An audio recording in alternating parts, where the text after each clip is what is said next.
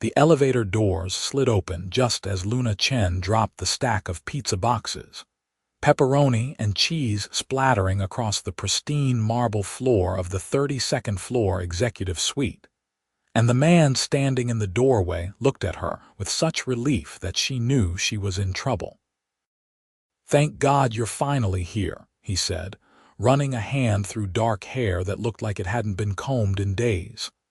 "I've been drowning without an assistant for 3 weeks. Come in, we have so much to go over." Luna stared at him, then at the pizza disaster at her feet, then back at him. He was already walking away, disappearing into the massive office space beyond the reception area. She glanced down at her red Pizza Paradise uniform, complete with the ridiculous cartoon slice logo on her chest, and wondered if this man needed glasses. "Sir, I think there's been a mistake," she called out, crouching to scoop the boxes back into her thermal bag. The top pizza was unsalvageable, sauce smeared across the expensive flooring. Her manager was going to kill her. The man reappeared in the doorway, phone pressed to his ear. He held up one finger, signaling her to wait. Luna stood there awkwardly, clutching greasy cardboard, while he paced and talked rapidly about quarterly projections and market expansion. He was tall, probably 6'2", with sharp features that would have been handsome if they weren't currently twisted in concentration. His white dress shirt had the sleeves rolled up, tie loosened, and there was a coffee stain near the collar. He looked like someone fighting a losing battle against chaos. He ended the call and turned to her with an expression that was equal parts exhaustion and hope. "Sorry, that was Tokyo. They don't care that it's midnight here. Now, before we start, I need you to know that this job is intense. My last 3 assistants quit, but I really think if we establish good communication from the beginning, we can make this work. I'm not actually a nightmare to work for, despite what you might have heard. I'm just particular about efficiency." "Sir," Luna tried again, louder this time. "I'm not your assistant. I'm from Pizza Paradise. You ordered 3 large pizzas." He blinked at her. Really looked at her for the first time. His eyes, she noticed with an annoying flutter in her stomach, were an incredible shade of gray-blue, like storm clouds over the ocean. Currently, those eyes were confused. "I didn't order pizza." "Well, someone at this address did." "Kade Jennings, 32nd floor, suite 3200. She pulled out her phone to check the order details. "That's me, but I definitely didn't order pizza. I don't eat pizza." He said it like pizza was a personal offense. "Who doesn't eat pizza?" The words slipped out before Luna could stop them. His expression suggested she'd just confirmed every suspicion he had about the general incompetence of the world. People who value their health and productivity. "Do you know what refined carbohydrates do to your focus?" Luna looked down at the demolished boxes in her arms. "Right now, they're making a mess on your floor. Look, someone ordered these. I need to deliver them or I don't get paid. Are you sure no one else in this office would have ordered them?" Kade glanced at his watch, a sleek, expensive thing that probably cost more than her car. "There's no one else here. It's nearly 11 at night." Luna's heart sank. Another prank order. This was the 3rd one this month, and her manager had made it clear that one more strike meant she was out. She needed this job. Her student loans weren't going to pay themselves, and the architecture degree that was supposed to change her life had so far only qualified her to deliver dinner to people who actually used their degrees. "Great," she muttered, pulling out her phone to call the restaurant. "Just perfect." "Wait," Kade said. There was something different in his voice now, less imperious. "You'll get in trouble. I'll get fired, most likely. Can't prove I didn't eat the pizza myself or give it to a friend, according to my manager." 3 fake orders in 6 weeks is apparently a pattern of suspicious behavior. She didn't know why she was telling him this. Maybe because he looked like someone who solved problems for a living, and right now she desperately needed someone to solve this one. Kade studied her for a long moment. "How much for all 3 pizzas?" $52, but one's destroyed, so I'll take them, all 3. He pulled out his wallet and handed her 3 crisp $100 bills. "Keep the change." Luna stared at the money. "That's way too much. Consider it compensation for my rudeness. And for mistaking you for my assistant who clearly isn't coming." He took the pizza boxes from her, looking at them like they were alien artifacts. "Though I have no idea what I'm going to do with 3 pizzas." "You could eat them," Luna suggested. "Crazy idea, I know." The corner of his mouth twitched. It wasn't quite a smile, but it was close. Revolutionary thinking. This is why I need an assistant with fresh perspectives. Luna couldn't help but laugh. "I'm really not your assistant, clearly." "My assistant wouldn't be wearing a hat with cartoon pepperoni on it." But his tone had shifted, become almost warm. "I'm Kade, by the way, Kade Jennings, Luna Chen, professional pizza delivery girl and amateur floor destroyer." She gestured at the mess still on the marble. "I'll have the cleaners handle it. They come every morning at 6. She nodded, pocketing the money and preparing to leave. Her shift ended in 20 minutes, and she still had to return the thermal bag and close out her register. But something made her hesitate. Maybe it was the way Kade was looking at the pizza boxes, like they were a puzzle he couldn't solve. Maybe it was the exhaustion etched into every line of his face. Maybe it was the ridiculous fact that she just had the most interesting conversation of her entire week with a stranger who thought she was his employee. "You should probably open them before they get cold," she said. "The pepperoni one is ruined, but the other 2 should be fine." Supreme and Hawaiian. "Hawaiian pizza is an abomination," Kade said automatically.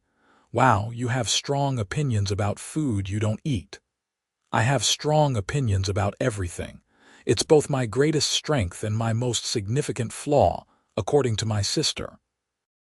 He set the boxes down on the receptionist's desk and opened the top one, the Supreme. Steam rose from the cheese, and Luna heard his stomach growl loudly in the quiet office.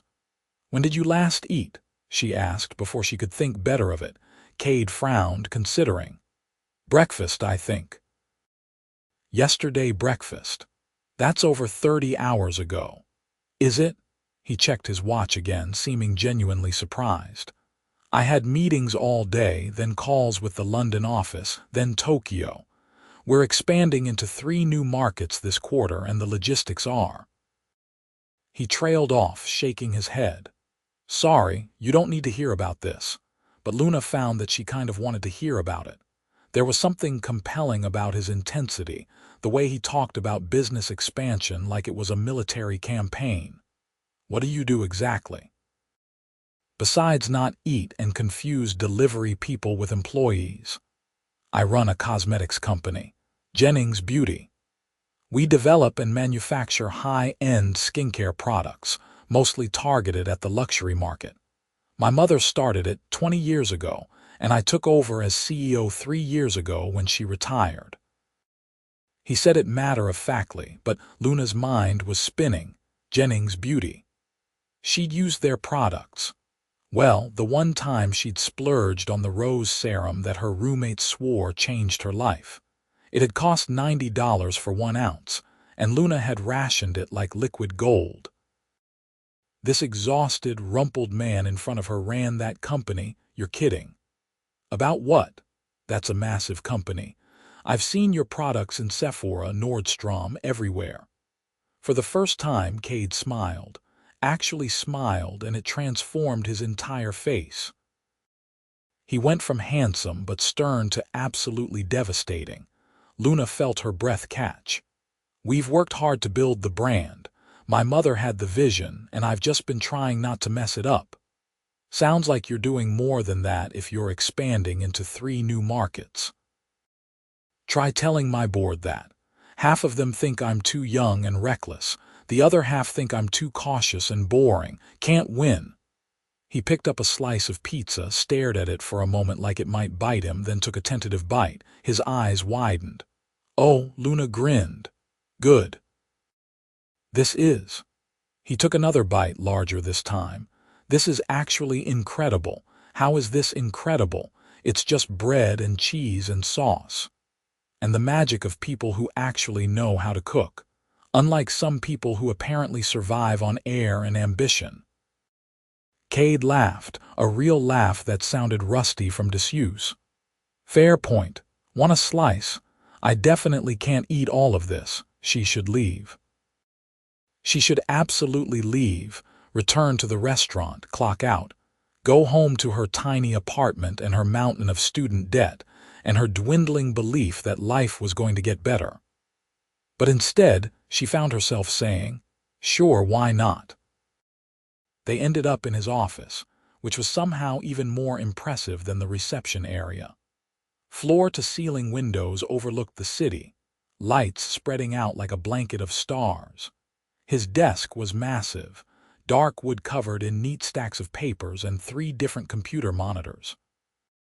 The wall behind his desk held framed awards and a large photograph of a woman who must have been his mother, elegant and poised in a laboratory coat, holding up a beaker like a trophy. "She looks fierce," Luna said, taking a slice from the Hawaiian pizza just to annoy him. "She is.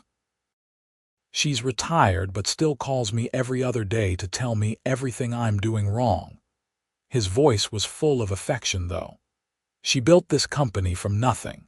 Started in her kitchen, mixing ingredients she ordered online, testing everything on herself first. 10 years later, we had our first retail contract.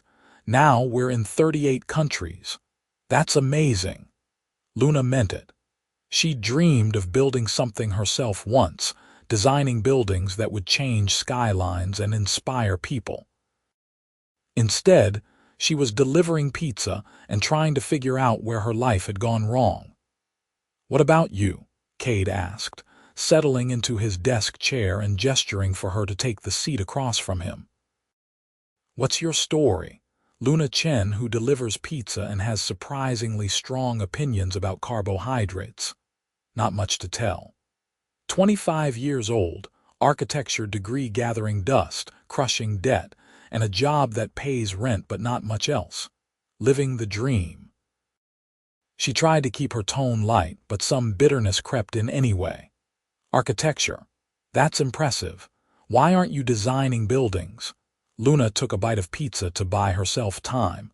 The truth was complicated and painful, and she usually didn't share it with strangers. But something about this strange night, this unexpected connection, made her want to talk. "The firm I was supposed to start at went under right before I graduated. Recession casualty. By the time I got my degree, there were no entry-level positions anywhere. Everyone wanted experience, but no one wanted to give you experience to get experience. You know how it goes." Kade nodded slowly. "I do, actually. When I took over the company, half the industry veterans wouldn't take me seriously because I was 26 and hadn't earned my stripes. Never mind that I'd been working in the company since I was 16, that I had a business degree from Stanford and an MBA from Harvard. All they saw was a kid playing CEO. How'd you prove them wrong? Worked harder than anyone else. Made the right calls at the right times. Got lucky a few times, and had a mother who believed in me even when I didn't believe in myself." He finished his slice and reached for another. "You know, you could still use that architecture degree." "Sure, let me just find an entry-level position that doesn't require 3 years of experience and doesn't pay less than my pizza job." "Oh wait, those don't exist." "What if you created your own opportunity?" Luna laughed, but it came out harsh. "With what capital? I'm barely keeping my head above water as it is." Kade was quiet for a moment, his expression thoughtful. When he spoke again, his voice was careful. "What if you worked for me?" She nearly choked on her pizza. "As what, your pizza taster?" "As my actual assistant. I wasn't joking earlier. I'm desperate. My last assistant quit 3 weeks ago. The one before that lasted 2 months, and the one before that lasted 3 weeks. I need someone organized, intelligent, and able to tell me when I'm being unreasonable. So far tonight, you've demonstrated all three qualities. I have zero experience being an executive assistant. And I had zero experience being a CEO, but here we are. He leaned forward, and Luna could see the businessman in him emerging, the deal maker. The pay is $90,000 a year to start, full benefits, 2 weeks vacation. The hours are long and the work is demanding, but it's real experience in corporate management. And I promise you, it's more relevant to your future career than delivering pizza. Luna's mind reeled. $90,000. That was more than twice what she made now, maybe 3 times. That was student loan payments, that was savings, that was the possibility of a future that didn't involve cartoon pepperoni hats. You can't just offer someone a job because they delivered your accidental pizza order. Why not? It's my company. I can hire whoever I want. And right now, I want someone who's clearly intelligent, capable of thinking on their feet, and most importantly, someone who isn't already convinced I'm impossible to work with. He pulled out his phone. Give me your email. I'll send you the formal job offer tonight. You can think about it, do your research on the company and on me, and let me know by Friday. This is insane. Probably, but I've found that the best opportunities usually are. He looked at her intently, and Luna felt that flutter in her stomach again. This was dangerous. This whole situation was dangerous. You didn't take jobs from handsome strangers who offered them over pizza at midnight. That wasn't how real life worked. But then again, real life hadn't been working out so well for her lately. She gave him her email. They talked for another hour, ostensibly about the job but really about everything. Luna learned that Kade was 29, had one younger sister who was currently backpacking through Southeast Asia, and had never been in a serious relationship because work consumed his life. He learned that Luna had moved to the city 5 years ago for college, that her parents owned a restaurant in San Francisco and were disappointed she hadn't joined the family business, and that she'd once designed an entire sustainable housing complex as her senior thesis that had won 3 academic awards but would never be built. "Do you still have the designs?" Kade asked. "On my laptop." "Why? I'm curious. I like seeing how creative minds work." He glanced at his watch and swore softly. "It's almost 1 in the morning. You should go home. I'm sorry, I didn't mean to keep you this long." Luna stood reluctantly. The night had taken on a dreamlike quality, and she wasn't ready for it to end. "I should probably get back to return the pizza bag anyway. My manager is going to be wondering where I am." "Will you be in trouble?" "Not if I show him the $300 you paid for $50 worth of pizza." Kade walked her to the elevator, and in the quiet hallway the mood shifted. The easy conversation faded, replaced by awareness. Luna was suddenly conscious of how tall he was, how his rolled-up sleeves showed strong forearms, how his eyes had softened from storm clouds to something warmer. "Thank you," he said as the elevator dinged. "For the pizza, the company, and for listening to me ramble about market expansion strategies. It's been a while since I talked to someone who wasn't either trying to impress me or tell me what they thought I wanted to hear. Thank you for potentially saving me from pizza delivery purgatory. Think about the offer, I mean it. I really could use someone like you." The elevator doors opened. Luna stepped inside, then turned back. "Kade, you should probably eat more regularly. It's not good for you to go 30 hours without food." He smiled that devastating smile again. "Yes, madam. I'll add it to the list of things my new assistant will need to remind me about." "I haven't said yes yet." "But you will." He said it with such confidence that Luna felt herself smiling back. "We'll see." The doors closed and Luna rode down 32 floors in a daze. This couldn't be real. Things like this didn't happen to people like her. Young, successful, gorgeous CEOs didn't offer life-changing jobs to pizza delivery girls they just met. It was the plot of a romance novel, not real life. Her phone buzzed before she even made it to her car. An email from Kade with the subject line, "Official job, offer executive assistant position." She opened it with shaking hands. It was all there, everything he'd promised, laid out in professional corporate language by someone who clearly had lawyers draft these documents regularly. The salary, the benefits, the job description. At the bottom, a personal note. "The job starts Monday if you want it. Take the weekend to think it over. But for what it's worth, I hope you say yes. KJ." Luna sat in her beat-up Honda Civic in the parking garage and read the email 3 more times. Then she drove back to Pizza Paradise, returned her thermal bag, showed her suspicious manager the money and drove home in a fog of disbelief and possibility. Her roommate Sophie was still up, watching Netflix on their threadbare couch. "You're late." "Bad night." "No," Luna said slowly. "I think I might have just had the strangest and possibly best night of my life." She told Sophie everything, and by the end of the story, her roommate was staring at her like she'd grown a second head. "Let me get this straight. A hot CEO thought you were his assistant, you corrected him. He bought $300 worth of pizza from you, offered you a $90,000 a year job, and then sent you a formal offer before you even got home. That's the summary, yes. Luna, this is either the best thing that's ever happened to you or you're about to be murdered and sold for organs." "Thanks, that's comforting." Sophie grabbed Luna's shoulders. "Babe, I'm serious. This doesn't happen. This isn't how life works. You need to research this guy, like, extensively. Make sure he's legit." Luna spent the rest of the night doing exactly that. She learned that Kade Jennings was exactly who he said he was. The internet was full of articles about him. Boy Wonder takes cosmetics world by storm.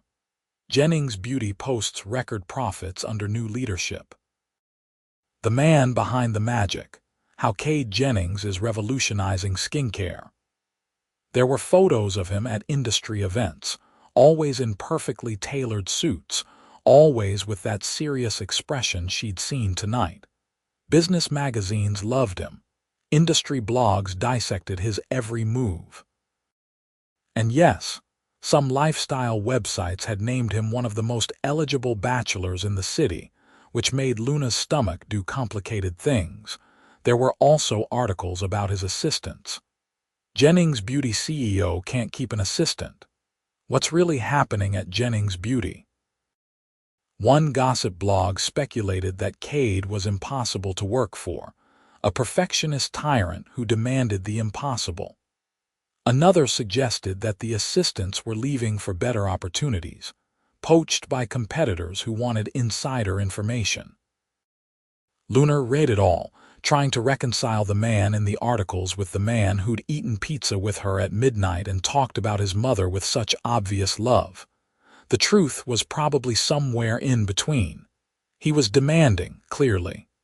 Intense. Used to getting his way. But he'd also been kind to her, funny in a dry sort of way and genuinely interested in her life. By the time the sun came up on Friday morning, Luna had made her decision. She called Pizza Paradise at 9 and told them she was quitting. Her manager didn't seem surprised or disappointed. Then she opened her laptop, pulled up Kade's email and hit reply.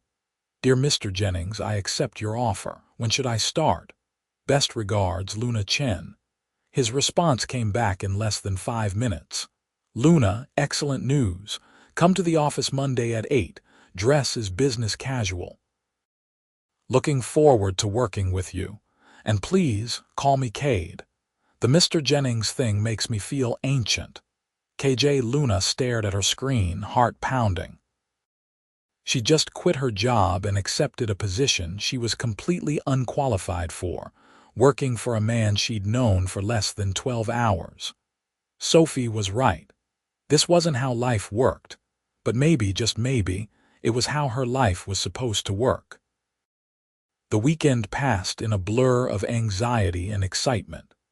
Luna went through her closet at least 15 times, trying to find something that qualified as business casual for a cosmetics company. She settled on black pants and a cream blouse that Sophie assured her looked professional but not stuffy. She read every article she could find about Jennings' beauty, memorizing product lines and market positions like she was cramming for a final exam. She even went to Sephora and spent an hour sampling their products, feeling like a spy on a reconnaissance mission. Sunday night, she couldn't sleep. She lay in bed staring at the ceiling, imagining every possible disaster. What if she was terrible at the job?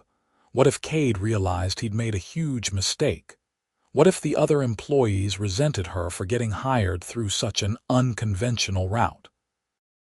What if she couldn't handle the pressure and ended up as just another name on the list of failed assistants, but underneath, the anxiety was something else? Excitement, hope, the feeling that maybe, finally, her life was about to change for the better. Monday morning arrived cold and clear. Luna took the bus downtown, too nervous to trust herself to drive. She arrived at the building at 7:45, wanting to be early but not so early that she looked desperate. The security guard checked her name against a list and waved her through. The elevator ride to the 32nd floor felt like it took forever and no time at all. The reception area looked different in daylight. The marble floor she'd decorated with pizza was spotless. The space was elegant and modern, all clean lines and subtle luxury. A woman about Luna's age sat at the reception desk, dark hair pulled back in a sleek ponytail. She looked up as Luna approached, her smile professional but warm. "You must be Luna. I'm Marissa, the receptionist. Kade told me to send you straight in when you arrived. He's been here since 6. "Does he always get here that early?" Marissa laughed. "That's actually late for him. Sometimes I arrive at 7 and find him asleep at his desk because he never went home. You're going to have your work cut out for you." Luna felt her anxiety spike. "Great, that's great. Totally fine." "Hey, don't stress. Kade's intense, but he's not cruel, and between you and me," Marissa lowered her voice, "we're all really hoping you stick around. The last few assistants were nightmares. One of them used to cry in the bathroom twice a day. We need someone normal around here." That was oddly comforting. Luna squared her shoulders and walked toward Kade's office. The door was open, and she could see him inside, talking on the phone in what sounded like French. He was in full CEO mode now, wearing a charcoal suit that probably cost more than her entire wardrobe, hair perfectly styled, every inch the polished businessman. This was going to be different from pizza night, she realized. This was going to be professional.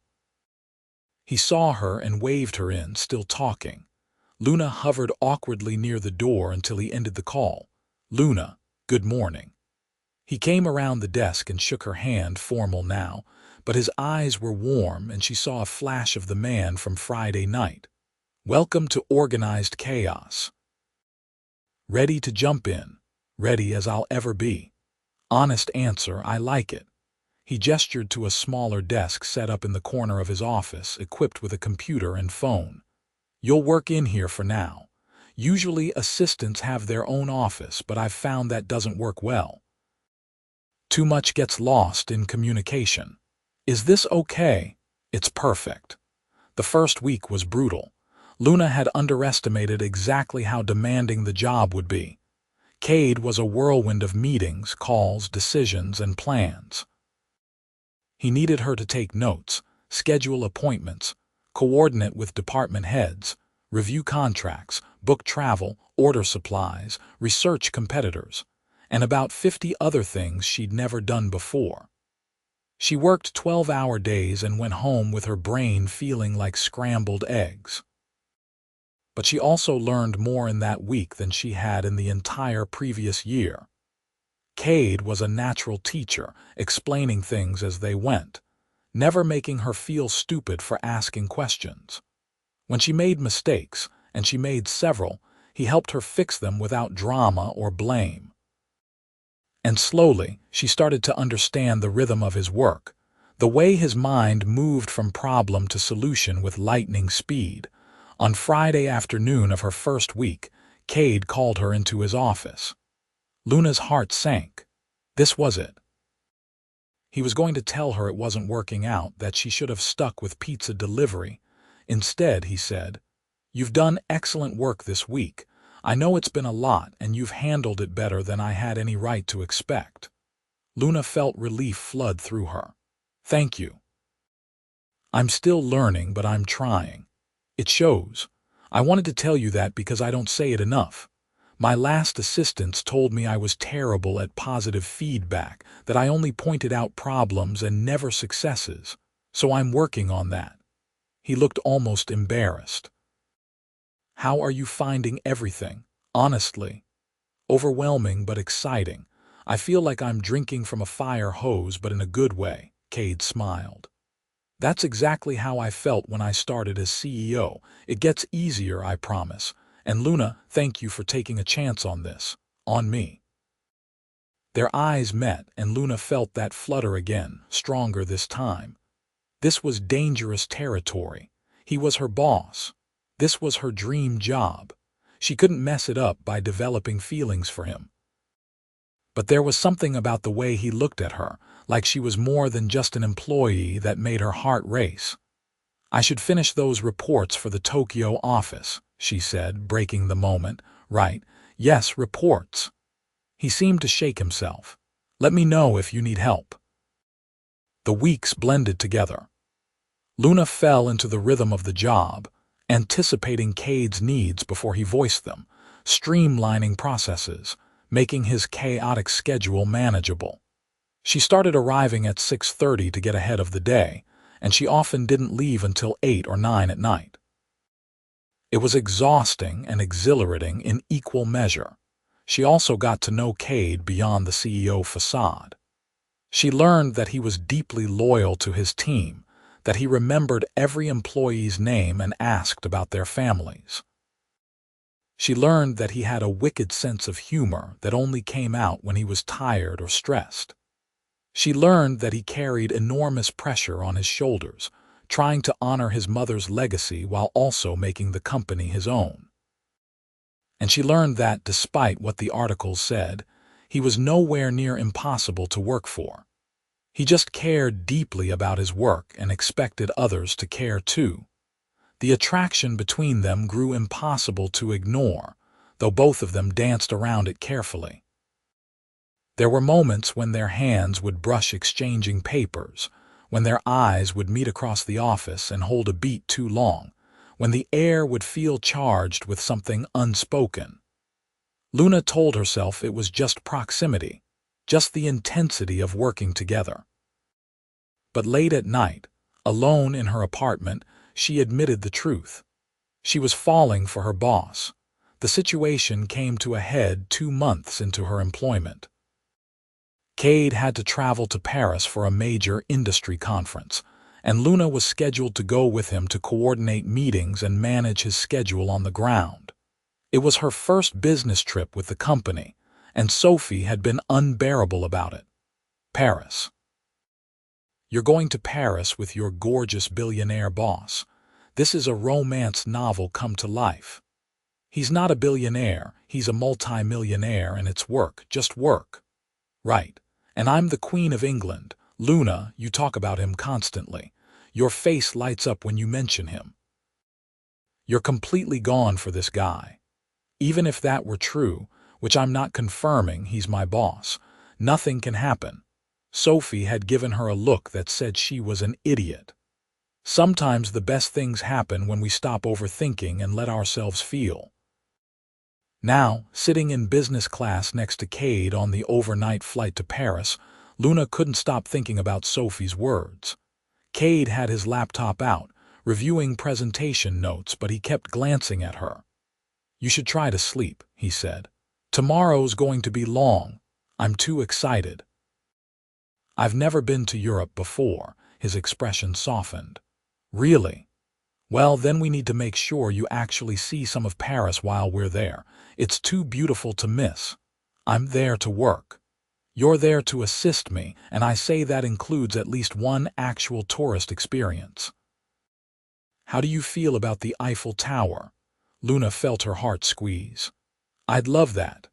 They talked quietly as the plane flew through the night, the cabin lights dimmed around them. Kade told her about studying abroad in Paris during business school, about the tiny cafe near his apartment where he'd written his thesis, about wandering the Louvre for hours when he should have been studying. Luna told him about the buildings she'd always dreamed of seeing, the architecture that had inspired her career choice, the sketches she still drew sometimes late at night when she couldn't sleep. "You ever think about going back to architecture?" Kade asked. "All the time." "But I'm good at what I do now, and I like working for your company," she hesitated. "I like working for you. I like working with you too." His voice was quiet, serious. More than like, if I'm honest. Luna's breath caught. This was the moment. The moment where everything could change or stay safely in professional territory. She should make a joke, deflect, pretend she didn't understand what he was saying. Instead, she said, "Me too." Kade reached over and took her hand. His palm was warm, his grip firm. "This is probably inappropriate. You're my assistant. There are power dynamics and HR concerns and about a dozen reasons why this is a bad idea." "Probably," Luna agreed, not pulling her hand away. "But I can't stop thinking about you." "I haven't been able to stop thinking about you since you dropped pizza all over my floor and told me I had strong opinions about food I don't eat." Luna laughed softly. "That was a weird first meeting. Best first meeting I've ever had." He lifted her hand and pressed a kiss to her knuckles, and Luna felt the touch all the way to her toes. "I don't want to make you uncomfortable. If you want to keep things professional, I understand, but I needed you to know how I feel." "I feel the same way," Luna whispered. "I have for weeks. But I didn't think you could possibly feel the same about me." "Are you kidding? You're brilliant, funny, beautiful, and you actually care about the work we do. You remember that I need to eat. You anticipate problems before they happen, and you laugh at my terrible jokes." "Luna, I'm completely gone for you."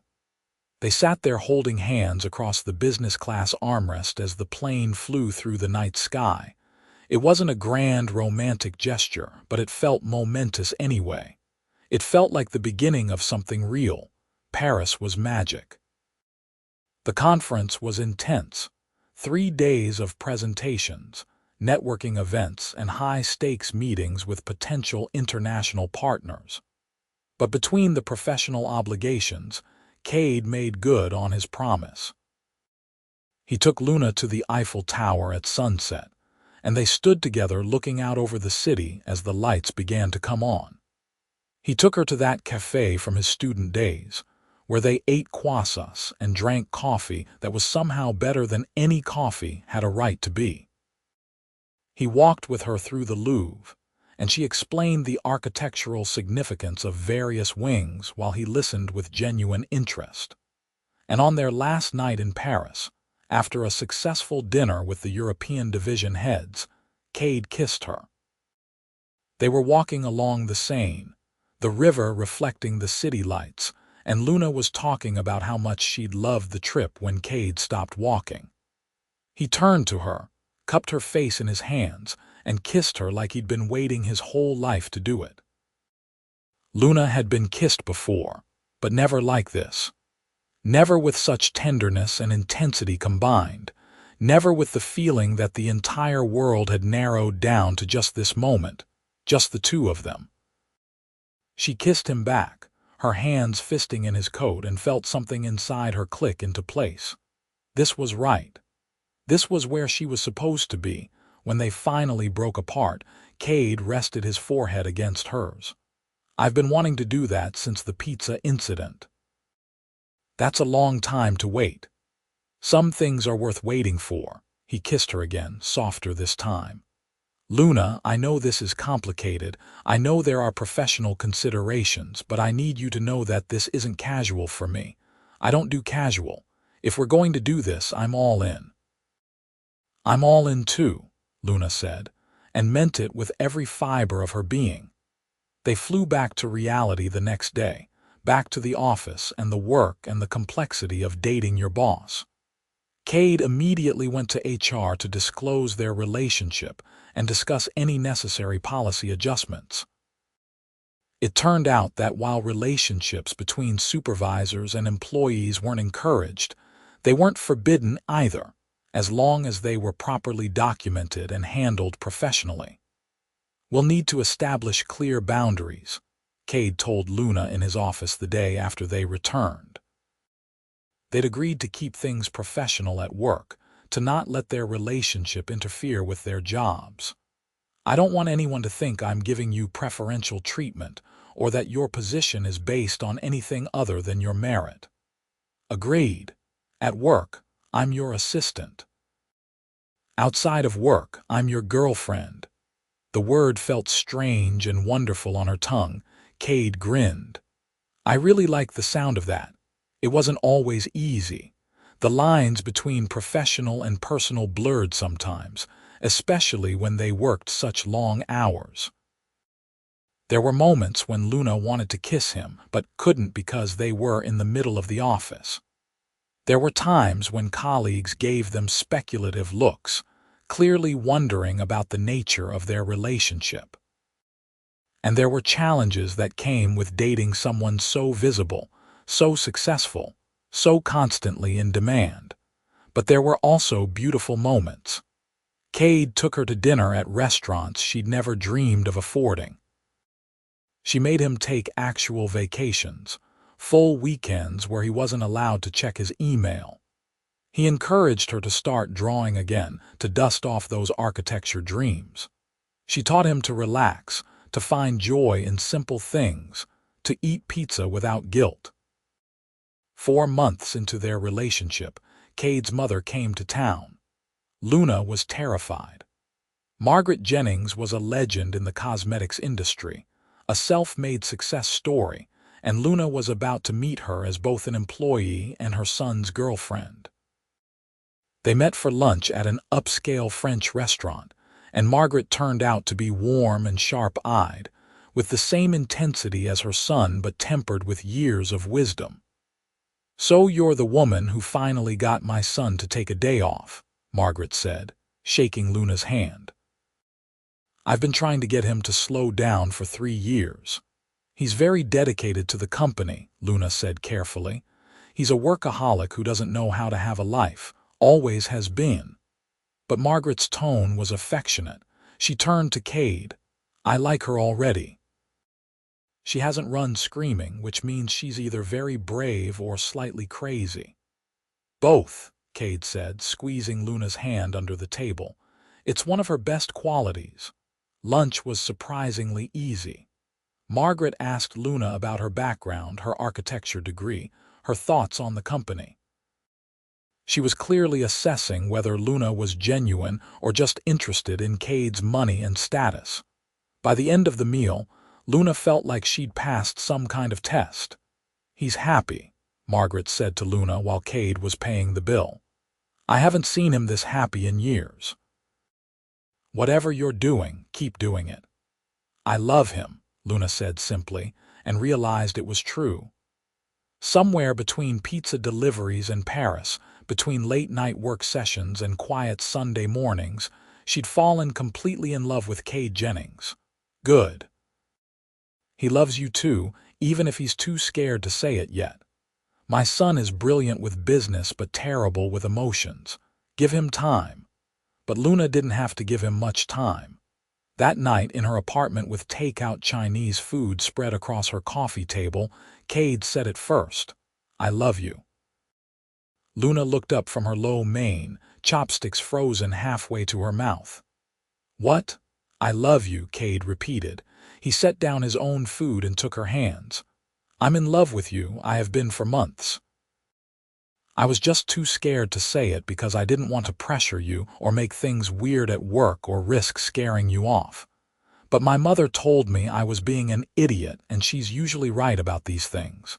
So here it is. I love you, Luna Chen. I love your laugh and your intelligence, and the way you make everything better just by being there. I love that you draw buildings in the margins of meeting notes, and that you force me to eat regular meals.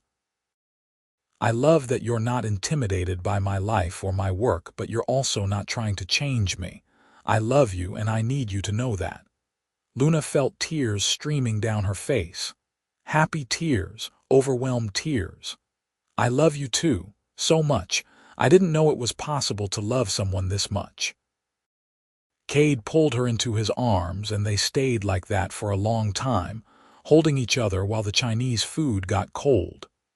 It didn't matter. Nothing mattered except this moment, this feeling, this love that had started with a mistaken identity and a stack of pizza boxes. A year after Luna started working at Jennings Beauty, Kade offered her a new position. Director of Facilities and Design, overseeing the company's physical spaces, coordinating office expansions, and working with architects on new retail locations.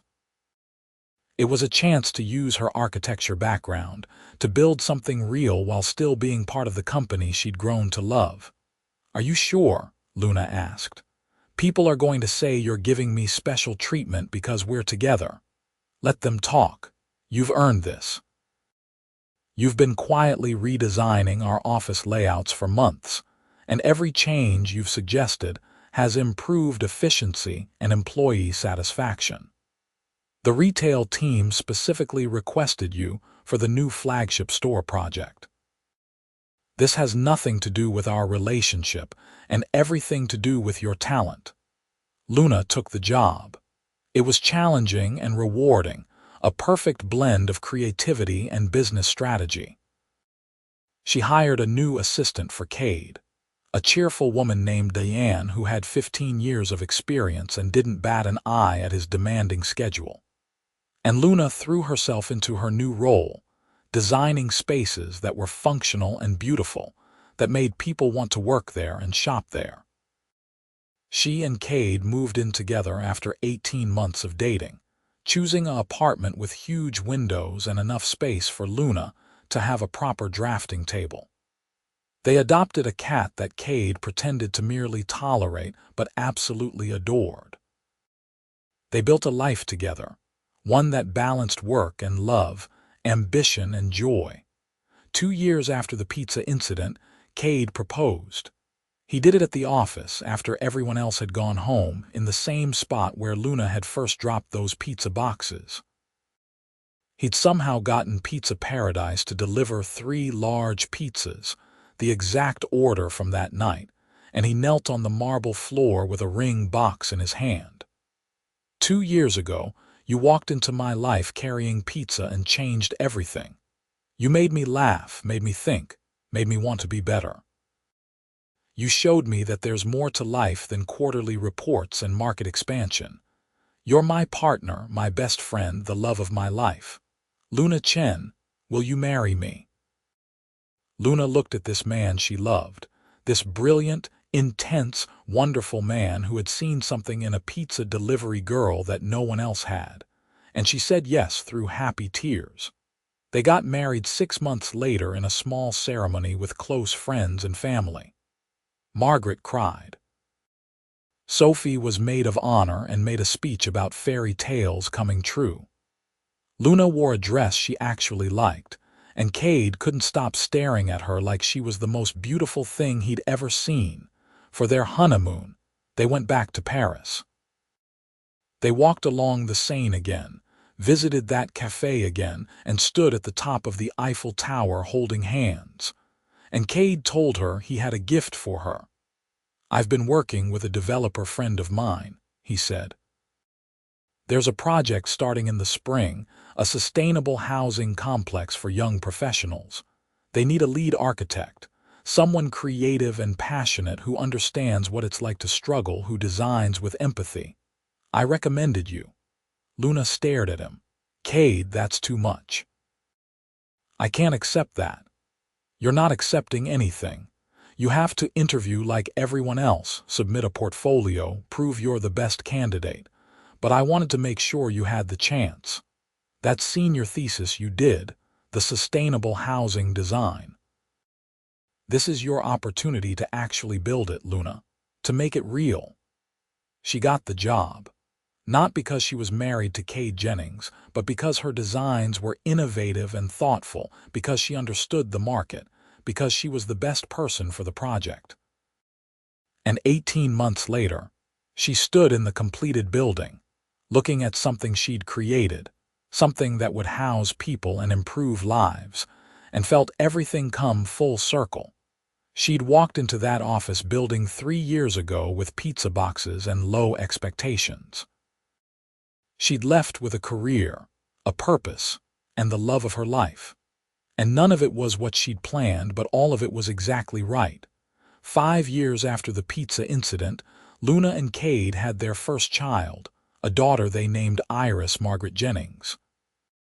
She had Kade's gray-blue eyes and Luna's smile, and she was perfect. Luna cut back on her hours at the architecture firm but didn't stop working. She'd fought too hard for this career to give it up. Kade did the same, delegating more at Jennings Beauty, making time for family in a way he'd never thought possible before Luna. They bought a house with a big yard and space for Luna's drafting table and a nursery painted in soft colors. They hosted family dinners where Margaret told Iris stories about building the company. They had lazy Sunday mornings with coffee and pancakes and cartoons. They built a life that was busy and beautiful and theirs. On the 7th anniversary of the day they met, Kade ordered pizza. 3 large pizzas from Pizza Paradise, pepperoni, supreme, and Hawaiian. They ate it sitting on the marble floor of his office, now their office since Luna had designed the renovations, while Iris played with blocks nearby. "You ever think about how crazy this is?" Luna asked. "How we met because someone pranked me with a fake pizza order." "I think about it all the time," Kade said. "I think about how I was drowning that night, exhausted and overwhelmed, and then you showed up with pizza and sass and everything changed. I think about how terrified I was that you'd realize you made a mistake, that I wasn't qualified, that I'd mess everything up. You were exactly what I needed. You still are." He kissed her softly. "Best fake pizza order of my life." Luna laughed, the same laugh that had charmed him 7 years ago. "Best mistaken identity of mine." They finished their pizza, this family they'd built from a chance encounter and a job offer over midnight food. And Luna thought about that night, about standing in an elevator wondering if her life would ever be more than disappointment and student debt. She thought about the risk she'd taken, accepting a job from a stranger, believing in possibilities when logic said she shouldn't. She'd been a pizza delivery girl who couldn't leave, trapped in that elevator for 32 floors, riding toward a future she couldn't have imagined. And now she was an architect, a wife, a mother, a woman who had built a life as carefully and thoughtfully as she designed buildings. Sometimes, Luna thought, the best things in life start with a mistake, with a wrong assumption, a misunderstanding, a moment of chaos that becomes the foundation for something extraordinary. She'd walked into Kade's office with pizza and walked out with everything she'd never known she wanted. And it all started because a young CEO thought she was his new assistant, when really, she was the pizza delivery girl who couldn't leave, who didn't want to leave, who stayed and built something beautiful from that strange, perfect night. They put Iris to bed later that evening, reading her favorite story about a princess who built castles.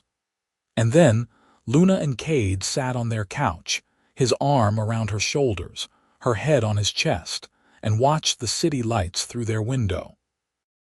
The same city where they'd met, where they'd fallen in love, where they'd built their lives. "Thank you," Kade said quietly. "For what?" "For taking a chance on me. For saying yes that night, for staying." Luna turned to look at him, this man who had given her everything, who had seen her when she felt invisible, who had believed in her when she struggled to believe in herself. "Thank you for asking, for offering me more than a job, for making me believe in possibilities again." "I love you," he said, like he said every day, like he would say for the rest of their lives. "I love you too," Luna replied, like she meant every time, like she would mean forever. Outside, the city hummed with life, with stories, with other people having their own chance encounters and unexpected turns. Somewhere, someone was probably delivering pizza to someone who needed it, though they might not know it yet. Somewhere, someone was taking a risk that would change everything. Somewhere, love was starting in the most unlikely way, but here, in this moment, Luna and Kade had already found it. They'd built it from nothing, from pizza and mistakes and midnight conversations. They'd nurtured it through challenges and changes, through professional complications and personal growth. And they'd created something that would last, something real and lasting and theirs. The pizza boxes from that night, or ones exactly like them, sat in their recycling bin now. But the memory remained, the beginning of everything, preserved in their hearts and their history. The night a delivery girl and a CEO met by accident and fell in love on purpose. And they lived happily ever after, not because it was easy or perfect or without struggles, but because they chose each other every single day. Because they built their happiness the same way Luna built buildings and Kade built businesses, with care, with dedication, with vision for what could be. It was the ending Luna had stopped believing in, the fairy tale she'd thought didn't exist in real life. But it was real. It was hers. It was theirs. And it all started with pizza.